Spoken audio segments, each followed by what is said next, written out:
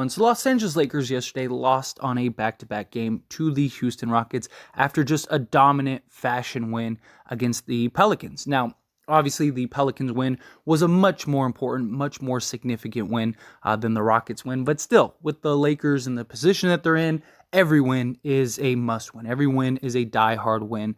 And the Lakers, they just had no size, right? Mo Bamba, he ends up getting hurt. Anthony Davis, he ends up sitting on a back-to-back. Seen a lot of people kind of go after AD for that, which doesn't really make sense to me. It wasn't his decision. It was the organization as well as the doctors who said, hey, if he plays, he could be of high risk. He is not going to play. And so the Lakers said, hey, you're not playing.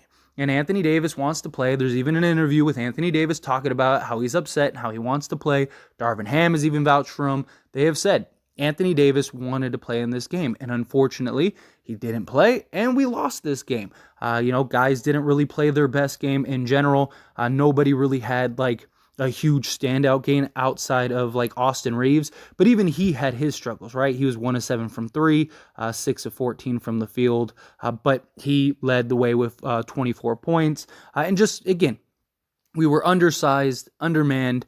You're missing your two best players. The Rockets took full advantage. They're young, they're athletic, they were running, they were doing everything that they needed to do. They were coming off of a huge win against the Boston Celtics, right? So they were pumped. They felt like, okay, this is a game that we could win. And we lacked size. You didn't have a center. You had like Rui Hachimura, Jared Vanderbilt, and Wenyen Gabriel basically holding down the big man fort, and it really cost us. And the problem is, though, is that it's not an issue that Anthony Davis had to sit, right? Obviously, we want him to play every game, but hey, you'd rather have him for the season. Last thing you want is for him to overextend, end up getting hurt, and now he misses the rest of the season, or worse, the rest of the season and the playoffs, or even worse than that, he gets a significant injury and he misses not only the rest of this season, but a good chunk of next season too, because he's recovering from surgery and stuff. And now you might be right back to the position that you're in right now next season also.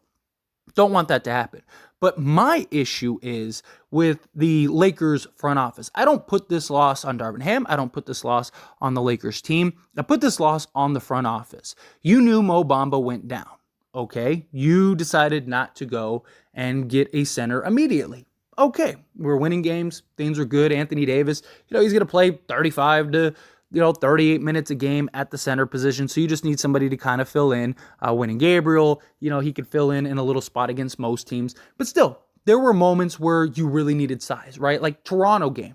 We won that game, but still, it felt like, man, we could have used another sizable center, right? The Knicks game, that was another great example of like, we could have used another guy with some size. We've had a couple games where you needed it, but it was like, okay, well, we're good enough to win most of these games. But you knew a week or so before that, hey, we're going to end up playing into this back-to-back, and in doing that back-to-back game, Anthony Davis cannot play in the back-to-back. Like, this wasn't new information. I mean, Anthony Davis hasn't played a back-to-back since like November, right? So you had plenty of time to go and evaluate, look into guys, and try to go get a sizable center to come in, even on just a 10-day contract, right? Now, I get the repeater tax and all that stuff. That's a big concern. They don't want to have to pay and do all that stuff. But go get a guy to just fill in the gap for now. Get a guy on a 10-day contract, bring him in, and, let him run for this kind of scenario, right? Like, Jeanie Buss herself has said that she would pay as long as it leads to success and leads to us being a contender. I truly believe, and many people that aren't even Laker fans, believe that the Lakers have a legitimate shot this year if they can get into the playoffs, right? You went and revamped this entire roster and got a roster that is really good. Number 1 in defense, top 5 to 7 in offense. They have a winning record. They have one of the best records in starting the season, 2-10. And that was primarily with the old team. That's not even counting this team. This team has been good, has had success without Anthony Davis for some games, without LeBron James for a good chunk of games, and even without LeBron James and D'Angelo Russell for good chunks of games, right? Like, you see this team, and there's no way you look at this team and go, oh yeah, we don't have enough. You look at the West and you look at this roster and you go, man, healthy LeBron James, healthy Anthony Davis, we are a contending team, but you have to get into the playoffs. And look, losses happen. It's the pendulum swing that I talk about all the time, right? Fans, when we win, we're the greatest team of all time. Oh, watch out, Lakers in 4. Like, we're the second coming. That's it. It's over, right? And then when we lose a game, it's like, oh no, we suck. Trade Anthony Davis, fire Darvin Ham, sell the team. Like, it's just, it's one extreme or the other. And I'm not talking about in the extremities, right? Losses happen. It's okay. The Lakers will still be fine. You got to get the win against the Dallas Mavericks. But when you have the opportunity to prevent losses, that's what bothers me, right? And I felt like this was a loss that we could have prevented. Now, maybe we got somebody, maybe you go and you get a DeMarcus Cousins and it just doesn't work out, right? Maybe we still lost this game. Maybe we lost this game worse, right? Because you're trying to force DeMarcus Cousins too much, or, Hassan Whiteside, or, whomever, insert your center that you'd want, right? And maybe it just doesn't work out. But at least from an organizational standpoint, you can say, hey, we did everything we could to put the Lakers in the best position to win as many games as possible going down the stretch. You need another big. You know that this team is small right now. You have all the pieces to be successful and contend on a nightly basis against any team in the league. And you had a team in the Houston Rockets that aren't very good. This is a game that even with us being small, it felt like we could have won this game. If we didn't get off to such a slow, bad start and they just kind of push it to 20 and us playing catch up the whole time, that second half, we were much more competitive. We made the adjustments, we made the changes, and it was a competitive game going forward, but we could just never kind of get over that hill. We'd get it to 4 or 5 and just couldn't get past that. They'd go on a run, right? And this just felt like a game where it was like, man, if we had a DeMarcus Cousins or a Whiteside or something like that, man, we would have been fine. Even Mo Bamba, right? Like, even if we would have gotten Mo Bamba, back for this game, this was a game that felt like we probably could have won with him because it wouldn't have been just lob dunks and a layup drill all game like it was. They were just getting whatever they wanted because we had nobody to deter them at all. And also, it's just the players as a whole, right? I mean, guys weren't really locked in defensively, especially early on in the game. Guys couldn't hit shots. I mean, there was a lot of factors that went into this. And again, maybe, if we had Mo Bamba, maybe it wouldn't have made a difference, but it wouldn't have hurt, right? It would have helped. And it did feel like, if we had some size in the interior, it would have made a difference, right? And Mo Bamba very likely is going to be back come playoffs. Right? And that's great. That's fine. We could use him and use his size, his ability to stretch the floor, his shot blocking, all that stuff. Not just that, but come playoff time, Anthony Davis is going to be playing, again, 38 minutes a game at the center position, maybe even more if we have to, right? It's the playoffs, lay it all on the line. But even then, even if Mo Bamba came back, it wouldn't hurt to go get a DeMarcus Cousins or, again, a Hassan Whiteside or a Serge Ibaka or whomever, go get a solid veteran center that you could have because Mo Bamba is young, raw, and inexperienced, right? So I've said I wouldn't mind for the Lakers to go get a center, even if Mo was healthy right now, because when you come to the playoffs and if we end up playing, the Denver Nuggets in the first round, DeMarcus Cousins could be very useful.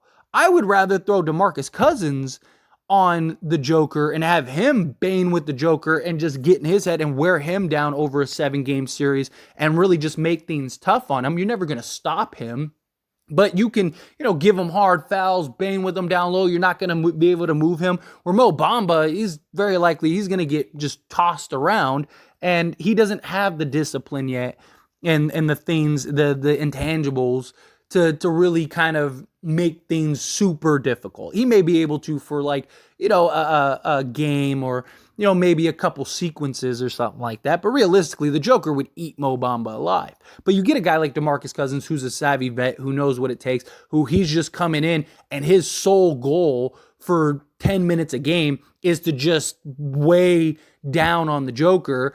That could be very helpful. I mean, that's how we beat Denver last time in the 2020 season, right? When we won the NBA championship. We threw Dwight Howard, JaVale McGee, and Anthony Davis.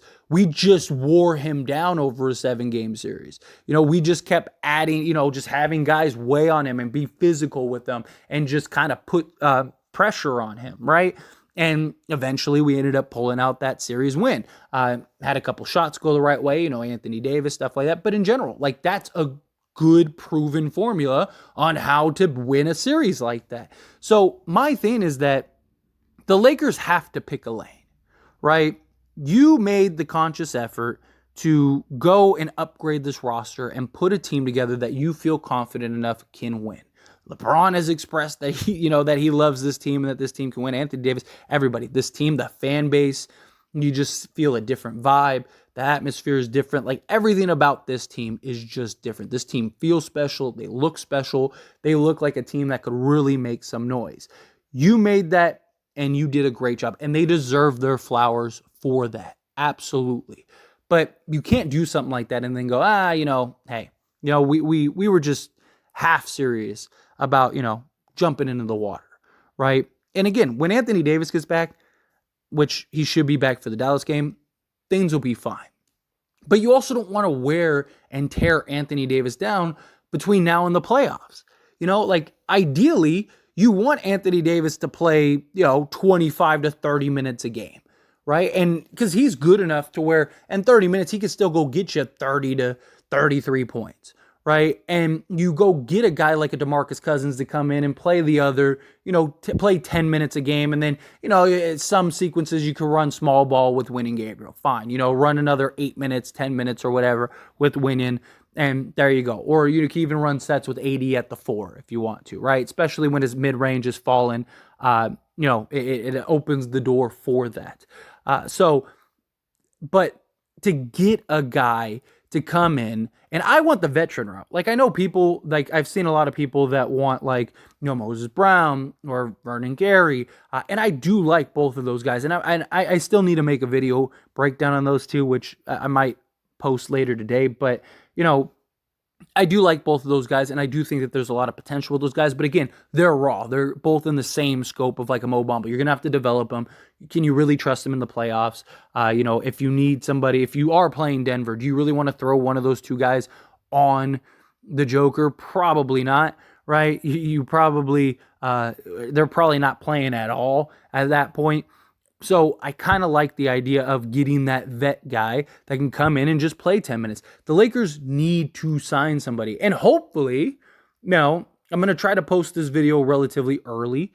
So hopefully, maybe we could speak a little bit of this into existence and maybe they do sign a center today. But the Lakers, you got to do it. You got to make up your mind. Are you guys all in? And are we really doing this and trying to push for a championship this year? And then, if we don't win it, kind of retool and get pieces that you think can upgrade this roster, whether it's via trade or free agency. Maybe get a couple pieces to kind of figure and reconfigure this roster to where, okay, well, we got our core pieces. Let's add, this guy or that guy. Let's get another sizable vet guy. Let's get a Stanley Johnson or something like that just for defensive purposes. Whatever, or let's go and trade for Buddy Hield or something like that. Just throwing out a name. Not saying that they will or should, but my point is just retool. Do you do something like that? I am all for that, but you have an opportunity here. You have a window here. Use it. Take advantage of it. That's my only point. But hopefully Lakers sign a center. We could really use it. But as always, this is a discussion. I pass the question on you. Let me know your thoughts and opinions down in the comments below. What do you think? Think yes, go get a center, make it happen, get it done. Do you think no, this point's too late, it's not going to happen? That's kind of how I feel. I just think if they were going to do it, they already would have. But you never know. Anyway, love to hear your thoughts and opinions. Let me know down in the comments below.